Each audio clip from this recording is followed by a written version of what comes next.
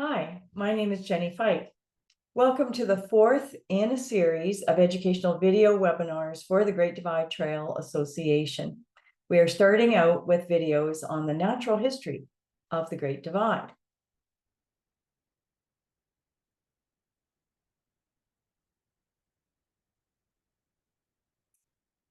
The Great Divide Trail Association is committed to reconciliation, which starts by taking this and every opportunity to acknowledge our honor and privilege to live, work, and play within the Treaty 7 territory. We honor and acknowledge that the GDT passes through traditional Indigenous territory of the Blackfoot Confederacy, the Stoney Nakoda, the Tsuut'ina, the Cree, the Shiwepma, the Clay Dana, the Tanaha, the Sinixt, and the Métis.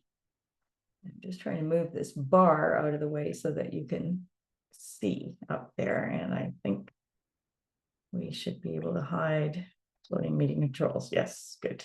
Okay.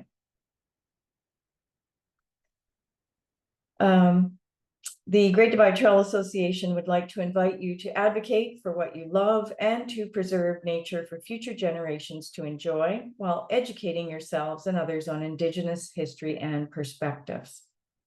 This video is the fourth in a series of natural history-oriented presentations called The Nature of the Great Divide series. This Nature of the Great Divide talk focuses on the wildflowers that you will see along the Great Divide Trail. Before I begin tonight's talk, I'll share a bit about my background. I have a Bachelor of Science in Environmental Biology with a minor in Physical Geography, a Master's in Environmental Science, and a PhD in Natural Resources Geography, all from the University of Calgary. During my 25-year coast-to-coast career with Parks Canada, I worked first as a park naturalist in Waterton Lakes and Mount Revelstoke and Glacier National Parks and Kootenay National Parks, and then did other positions in Banff and Yoho and Western Regional Office in Calgary. These were in the areas of planning, research, and management. I also did a stint out in Newfoundland working at Terra Nova National Park in Atlantic Region. And I also managed various programs for the BC provincial government, Ministry of Environment, including habitat protection, terrestrial ecosystem science, stewardship outreach, climate change adaptation for nature, and environmental policy. And I retired from full-time government work in 2012. My husband, Ian Hatter, wildlife biologist, and I now live in Invermere, British Columbia. In terms of my connection with the Great Divide Trail and the Great Divide Trail Association, I was one of the so-called original 6 on the Project Great Divide Trails crew in the summer of 1974, who surveyed the route between Waterton Lakes and Banff National Parks. I was one of the founders of the first Great Divide Trail Association, a past board member, as well as a past president for one term. I have hiked a lot of the GDT in sections over the years, although not anything north of Wilmer Wilderness Park yet. When the GDTA was resurrected in 2013, I rejoined and started volunteering on trail work parties and also writing articles on natural history for the GDTA's Pathfinder newsletter, as well as a book of human history. Lastly, I am the compiler and editor of both of the editions of Tales from the Great Divide, vignettes on the origins and early history of the Great Divide Trail and the Great Divide Trail Association. This is a self-published compendium of stories from the individuals who were involved firsthand in the start and development of the GDT and the GDTA. Here's what I will cover in this talk. After a review of the main vegetation zones, I will mention which ecosystems and habitats are known for wildflowers near the Great Divide and explain a bit about what plants can tell us about soils. I will explain a few of the botanical terms that are relevant to wildflowers, mention the role of pollination in perpetuating flowering plants, and explain the difference between different types of plants. For most of the talk, I will outline the different flowering trees and shrubs and the various pulses of flowering forbs that you will see while hiking the GDT. I'll include a couple of references to plants that are edible, as well as a few that are toxic. As I mentioned in previous talks, altitude is what creates the vegetation zones near the Great Divide. Different plant species grow at different elevations. It is increasingly difficult for plants to grow the higher up a mountain you go due to the harsher weather conditions. The most species and the most lush growth tends to be in the valleys and on the lower slopes, creating the montane zone. Further up, the greater amount of snow in the winter influences what can grow, generally conifers with tall spire-like shapes and branches that point down to help shed the snow. There comes a point where there is so much snow, so much wind, and much colder temperatures in the wintertime that few plants can grow. And this is the alpine zone, the upper mountain slopes beyond where trees can grow, but where you can find a lot of beautiful wildflowers. A great place to see wildflowers are the forest edges at tree line, the point above where trees cannot grow, as well as areas where human activity, natural disturbance, or natural features interrupt or prevent tree growth. Counterclockwise from the lower left, you can see former forests that have been logged, like this one north of Dutch Creek in Alberta, or recently burned ones like this one on the Summit Lake Trail part of the GDT in Waterton Lakes National Park, Alberta. Rocky ridge tops near the natural tree line, like along the High Rock Trail northwest of the Seven Sisters and Crow's Nest Mountain, and subalpine larch forests also near tree line along the Rockwall Trail portion of the GDT in Kootenay National Park, BC. Terrestrial alpine habitats up above where the trees grow provide many places for wildflowers.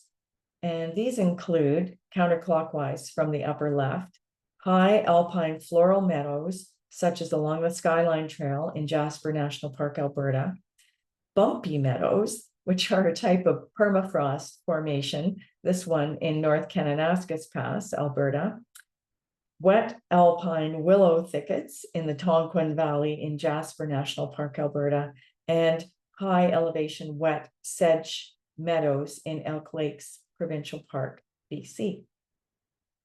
Terrestrial alpine habitats along the GDT in section G reflect not only their high altitude, but also their high or northerly latitude.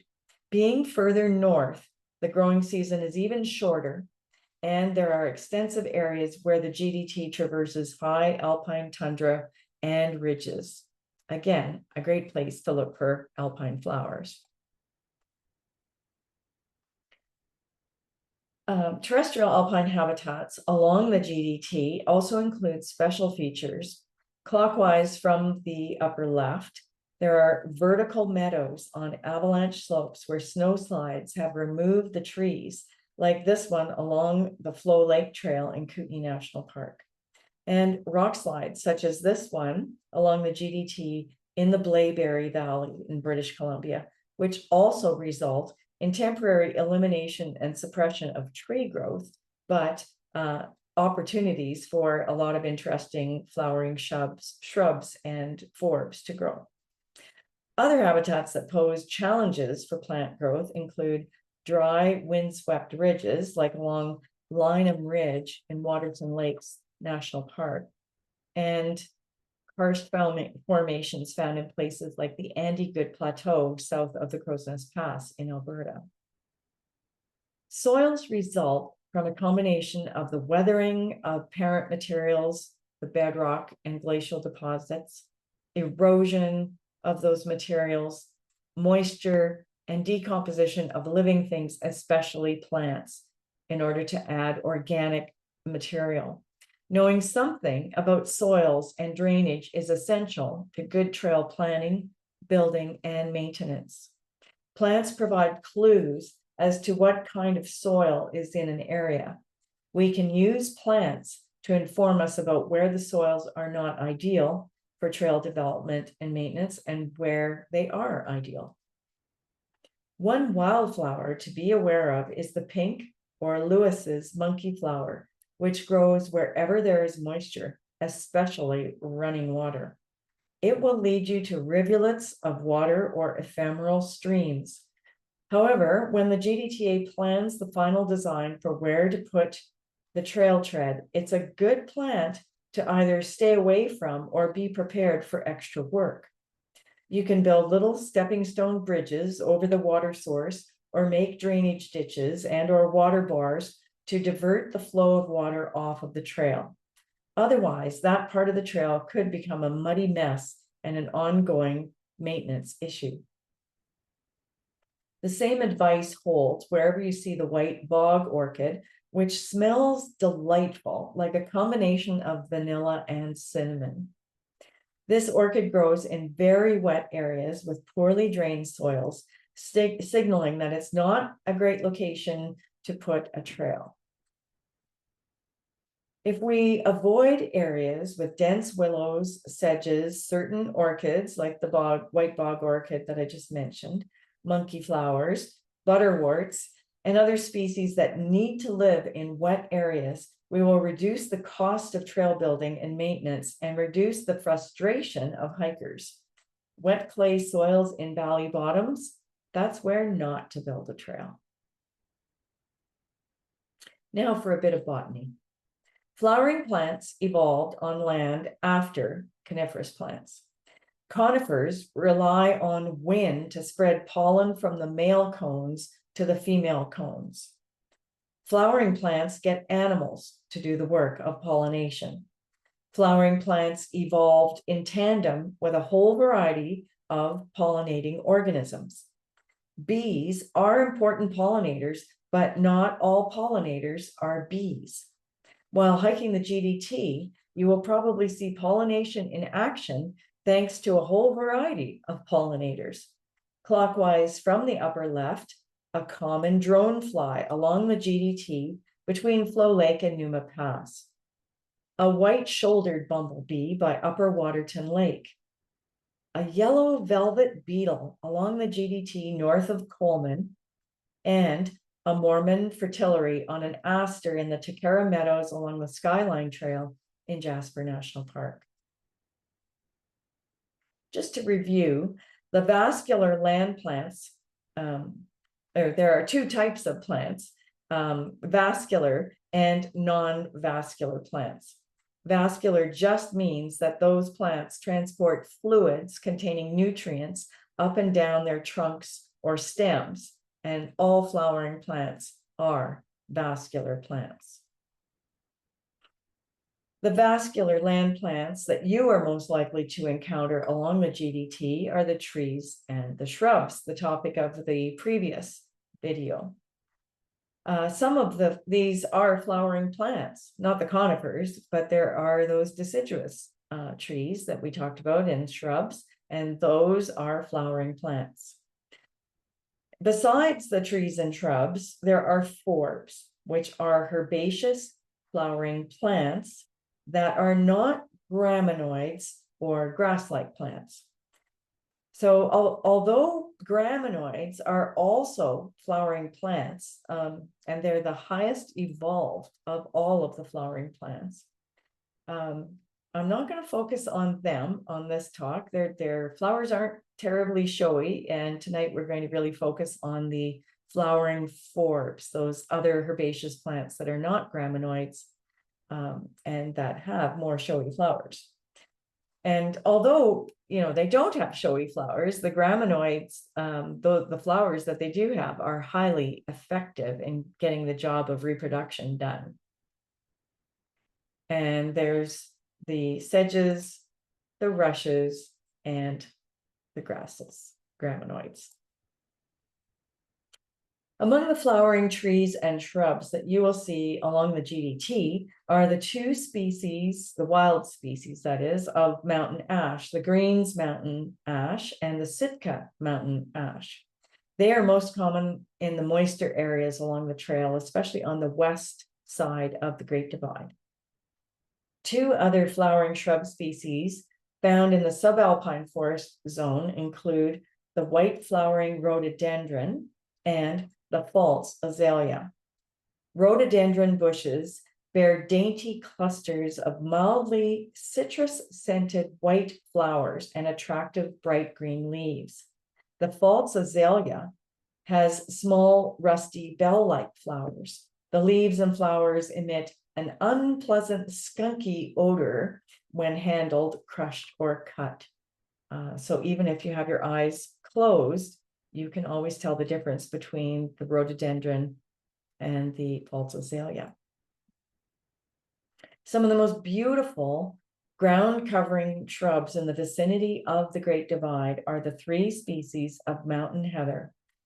Their bell-shaped flowers come in white, pink, or yellow, and I've even seen hybrids of the pink and the yellow, and sometimes the white and the pink. Among the first wildflowers to emerge, I should talk about the Devil's Club first of all. I want to let you know that sometimes people mistake one flower for another and it can get them into trouble. So the Devil's Club is a very spiny shrub, which has spines on its leaves and on its stems, and is a very, very unpleasant plant to have to deal with. The cow parsnip is as tall as the Devil's Club. It's an amazingly tall forb, but it has no spines whatsoever. And what gets it into this situation where people mistake the two plants is they both have large maple-like leaves, but the flowers of the cow parsnip are an umbel, so they're like a flat top, whereas the flowers on the Devil's Club are like a pointed top. And the Devil's Club gets these distinct red berries, which are toxic, and the cow parsnip develops a big seed head. And I've actually been on a work party where somebody mistook the two plants and ended up cutting out a huge area of cow parsnip, which is a very, very important food for a lot of wildlife. And they just looked at it, saw the maple-like leaves and thought, oh, must be Devil's Club.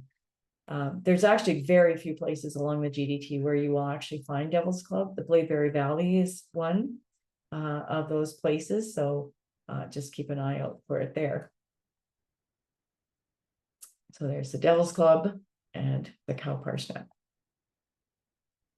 And so moving on from the shrubs to the forbs, there's a whole variety of different of forbs that you can encounter along the GDT. I just go through, and there's a huge number of families and groups, but the beard tongues are one of them. They're also called penstemons. They're in the figwort family. And one of the ones that you might see along the trail is the egg-leafed beard tongue.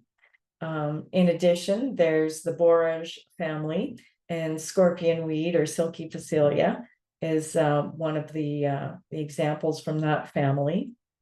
One of the most common families is the composite or daisy family, and mountain daisies are quite common along the Great Divide Trail. And another one that's quite common is the Sitka valerian, which is actually in the buttercup family. Among the first wildflowers to emerge in the lower montane forest zone are the prairie pasqueflower, which is pictured here. And every spring, hikers are really anxious to get out on the GDT as quickly as they can, or as soon as they can, as soon as possible. And depending on the year, snow can linger on the trail right up until June, even early July. And in places you may still see old snowpack on in August. And that's especially true on the the eastern slope of the Rockies and as you head north. But likely the first wildflower you'll see down low in the valley would be this prairie pasque flower. And it's often misnamed the prairie crocus. It's not a species of crocus at all.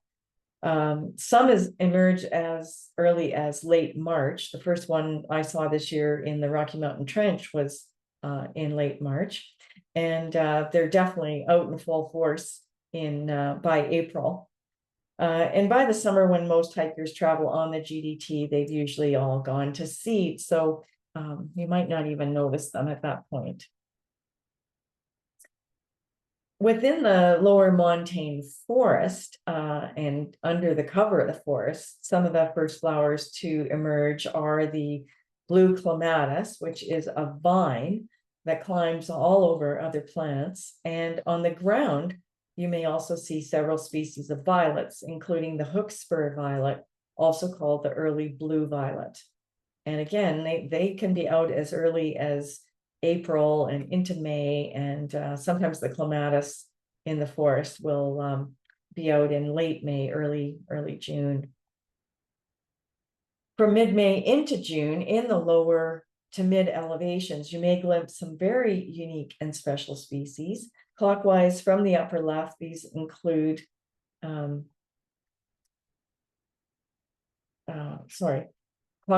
Canada bunchberry or dwarf dogwood, a bunch of different kinds of wild roses.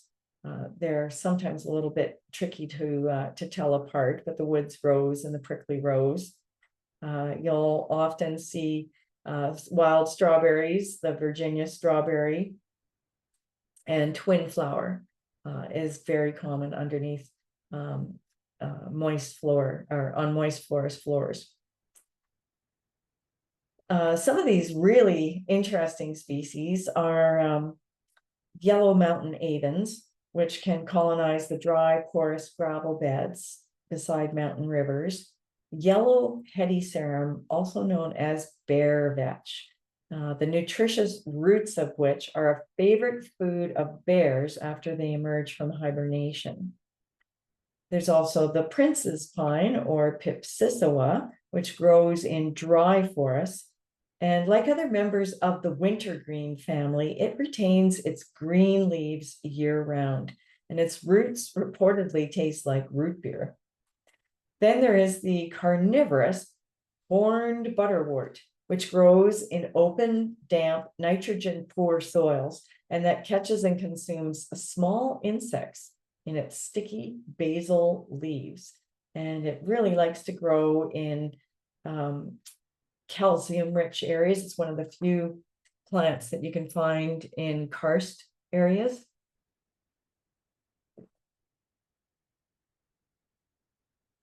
There are also special species or many species of orchids that you may be lucky enough to see early in the season in the lower elevations. And these include, clockwise from the upper left, the Calypso orchid, also called the pink lady slip orchid, which flowers within 1 month of snowmelt under the canopy of dry lodgepole pine forests. The small, scentless, nectarless, round-leaved orchid that attracts pollinators just by looking pretty. The gently fragrant, nectar-rich yellow lady slipper orchid that rewards its pollinators. And the striped coral root, which gets all of its nutrition from decaying plant matter on the forest floor through a relationship with underground mycorrhizal fungi in a process called mycoheterotrophy. Most orchids do this when they cannot photosynthesize, but the coral root, which lacks any chlorophyll at all, must do it all the time. It can thus grow in extremely shady areas. Picking an orchid flower usually kills the whole plant, and orchids don't flower every year. Sometimes there's as much of a gap as 7 years between when a plant can flower. It's illegal to pick any wildflower in any national or provincial park along the GDT. However, The rare white sparrow's egg lady slipper orchid is the only orchid that is actually listed as being federally endangered and illegal to disturb or pick anywhere that it is found. Interestingly, this particular orchid eschews pollinators in favor of self-pollination. We found this one near the confluence of Surprise Creek and Simpson River in Kootenay National Park, BC.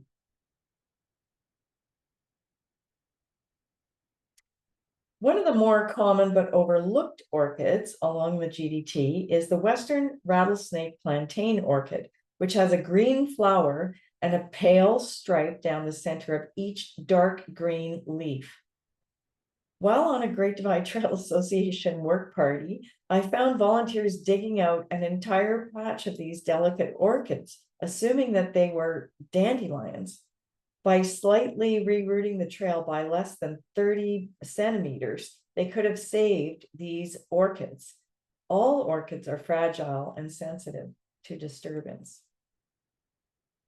One of the most noticeable mid to late summer wildflowers are the large, gaudy fireweeds, which grow in showy abundance following forest fires. The individual flowers look pretty cool close up as well. Much of the GDT traverses the alpine tundra above the forest zones. Alpine wildflowers are numerous and occur in pulses throughout the short growing season. The first pulse of alpine wildflowers emerge through or near patches of melting snow in June or early July.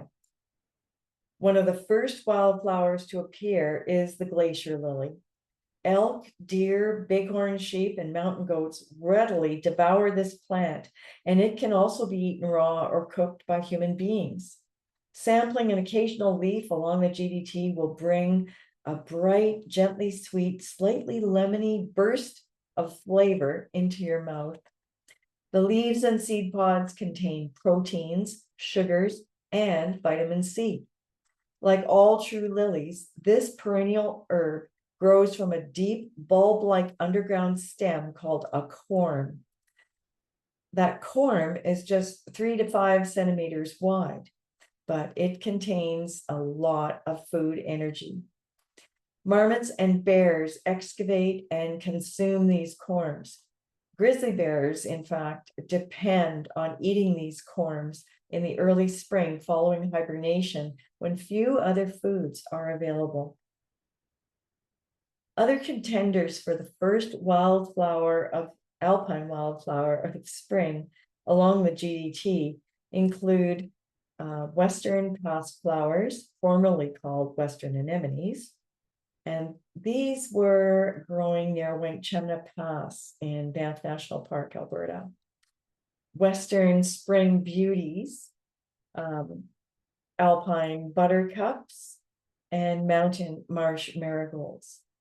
These species display the cold hardiness, resilience, and tenacity necessary for life near the Great Divide. The second pulse of alpine wildflowers occurs in July and includes many showy species. This picture is from Healy Pass in Banff National Park, Alberta. These include an array of different hued Indian paintbrush, yellow columbines, veronica or alpine speedwell, and a variety of arnicas. Usually the floral displays in the high elevation meadows are accompanied by a variety of biting flies, so their beauty comes at a price. The flies are essential pollinators, though, that help to perpetuate those beautiful blooms. The next pulse of alpine wildflowers tend to need less moisture, and some of them are pollinated by the wind rather than flying insects. This picture shows the monk's hood, dwarf willow herb, and groundsel along the Skyline Trail in Jasper National Park, Alberta. Alpine plants that you could see mid to late summer include the diminutive alpine harebell, this one on Big Shovel Pass, also in Jasper National Park on the Skyline Trail, or its larger and more common relative, the North American parabo, which is all over the place. And that's there as well. The alpine forget-me-not, and delphinium or larkspur. Okay, those were reversed. Sorry about that. Even in seemingly inhospitable places like the high, dry, rocky ridges of the Skyline Trail in Jasper National Park, life flourishes if you take a moment to look. This is where you can sometimes find the rare alpine poppy, masses of moss campion, which is not a moss, but grows in moss-like mounds low to the ground to avoid wind, and the tiny but bright yellow dwarf hawksbeard. Mountain sorrel is a perennial wildflower in the buckwheat family. Its tough taproot enables it to colonize places inhospitable to most plants, including the rocky debris left behind by glaciers as they melt and retreat. Its flowers are initially small and green, going reddish by August and September, and are grouped in an open, upright cluster of floral stalks. I look forward to tasting a few of its basal, somewhat fleshy, kidney-shaped leaves every year. These leaves have a sour or fresh, acidic taste due to the presence of oxalic acid and are rich in vitamin C. As you hike uphill, eating a few sorrel leaves can give you a boost. But don't eat more than that, as the plant needs its leaves to make its own food, and it's not a good idea to eat a lot of oxalic acid as it promotes kidney stone production. However, not all forbs are edible. One plant that is very deadly is the aptly named mountain death camas. Do not ingest any part of this plant, particularly the roots, which can be mistaken for the roots of the edible wild blue camas. The only camas in the vicinity of the Great Divide is the toxic one, so just avoid it. Also, although these leaves of the green false hellebore look like they would make a nice addition to a salad, do not eat them, as they, like other members of the lily family, contain deadly toxins. Bears and other animals have the digestive enzymes needed to digest this plant, but humans do not. And if you eat it, you will get extremely sick. And I would definitely caution you against eating any plant, really, if you don't know how to identify what you're eating and know that it is edible. Toward the end of the short wildflower growing season, so late August, early September, there are fewer wildflowers, and they tend to persist where there is moisture. A lot of alpine wildflowers will have gone to seed, but a few will still be hanging around here. Some of the buttercups and also the cinquefoil, some of the asters, groundsels, and the pearly everlasting. And then they'll all start going to seed, and you get fields and fields of these so-called hippie on a stick, which are the Western passflowers in their seed head form.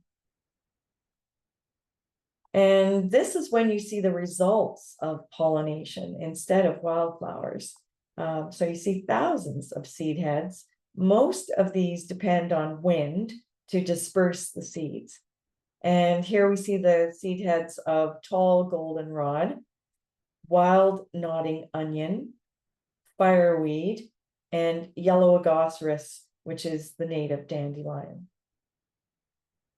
Some plants form fruit around their seeds to provide nutrition for the seeds and to enhance the likelihood that their seeds will pass through the digestive tract of an animal, making it more likely for them to germinate the following spring. This is a Canada buffalo berry, from its early spring flowers to the developing berry, which starts out green and then turns yellow and then orange and finally red as it ripens. I'll be doing a future talk focused just on berries. As the weather cools and the first snows touch the peaks, wildflowers are replaced by those seed heads and the autumn colors of the leaves. And the foliage along the GDT in the fall can be extremely colorful. Clockwise from the upper left, from shrubs like the red osier dogwood and the blueberry, to ground covers like the red bearberry, and forbs like the Canada bunchberry or dwarf dogwood. By the time the winter snows blanket the Rockies in Canada, most plants enter a state of dormancy. Deciduous plants have dropped their leaves. Coniferous trees continue to photosynthesize, but at a much reduced rate.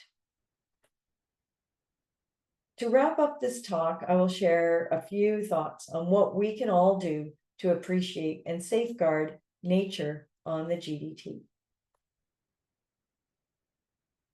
There are many excellent field guides that you can use to identify the flora and fauna of the Canadian Rockies. These include, especially relevant to tonight's talk, Wildflowers of the Rocky Mountains, also Plants of the Rocky Mountains, and Alpine Plants of British Columbia, Alberta, and Northwest North America. Due to the weight of these field guides, it's probably best to carry them just on short day trips and use them to build up your identification skills before heading out on the GDT for a through hike or a section hike. The apps like Seek are improving, although you can't really completely trust the artificial intelligence identifications, especially if you're trying to identify something that's not actually in bloom yet.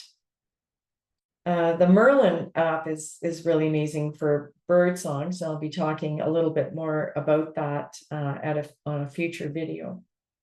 iNaturalist is amazing. And yet it is still a bit of a drag because it's consumptive of iPhone resources. So there's some things you can do to reduce that so it doesn't use up your battery as quickly. But it is a really good idea to record your observations on iNaturalist. You can take pictures and upload them to iNaturalist after you get back from your hike if you are trying to preserve battery life. One of the most important things you can do as a GDT hiker is to help safeguard nature during your trip by adhering to no trace backcountry travel principles. And if you just type in backcountry no trace principles in your browser and read the material under each of the 7 principles, you'll be well in hand for knowing what to do and not do when you're out on the trail. Key among those no trace principles is the adage to take only pictures and leave only footprints.